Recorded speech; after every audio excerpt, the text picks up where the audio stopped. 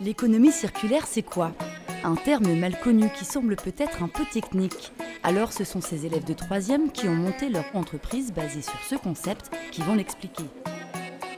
Avant c'était l'économie linéaire et donc quand les personnes elles produisaient leurs produits, par exemple des bouteilles plastiques, elles ne cherchaient pas à savoir ce qu'allait devenir leur bouteille de plastique, si le pétrole il n'allait pas être épuisé.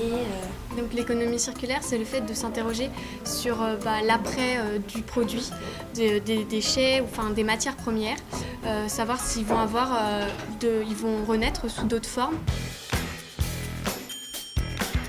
Exemple leur produit, Grainotte, un ancien doudou recyclé en bouillotte. On produit des bouillottes sèches, déhaussables, à partir de graines de blé et de tissus et peluches collectés. Et donc, on fait des bouillottes qui peuvent être refroidies au congélateur et réchauffées au micro-ondes. Pour raconter le cycle de vie de cette peluche transformée, on obtient ce schéma que le chimiste Antoine Lavoisier aurait pu résumer avec sa célèbre phrase « Rien ne se perd, rien ne se crée, tout se transforme ». Explication. Au début, on va partir d'une production en usine de peluches. Donc ensuite, ces peluches, elles sont commercialisées. Donc ces peluches, elles seront achetées, donc utilisées. Mais les utilisateurs, quand ils en auront plus besoin, ils vont les jeter. Donc ça va faire des déchets. Du coup, nous, comme on est dans une économie circulaire, on va les récupérer.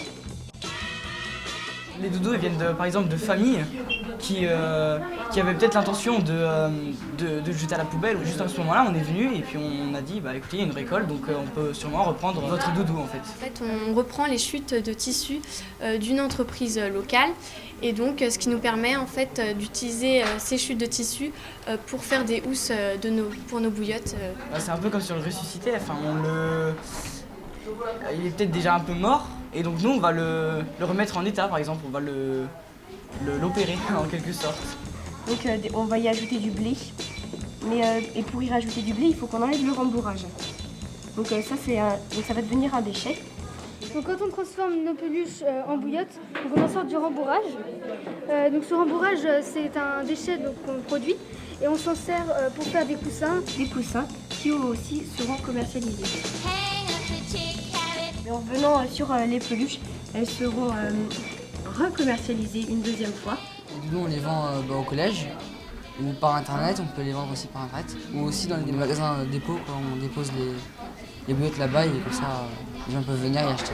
Déjà ça se voit pas beaucoup, que ça a été recyclé, c'est toujours c'est pas cassé, c'est rien, c'est toujours propre et tout. C'est juste que c'est une fonction en plus, c'est là qu'on peut le chauffer. Après la recommercialisation, la réutilisation du nouvel objet, et ainsi de suite. Un système tout simple qui permet de moins gâcher les matières premières et donc de réduire les dépenses de production en préservant mieux les ressources de la planète. Ça évite de gaspiller, de jeter un doudou qui est propre, qui n'est pas cassé, qui pourrait toujours servir pour quelqu'un d'autre. Au lieu de le jeter pour rien, on peut toujours l'utiliser pour une fonction.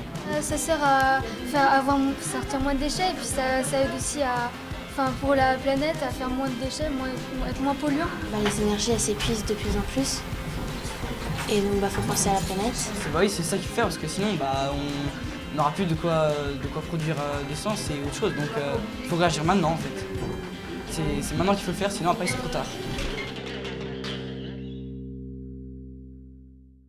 Et toi, dans ton entreprise, tu fais quoi?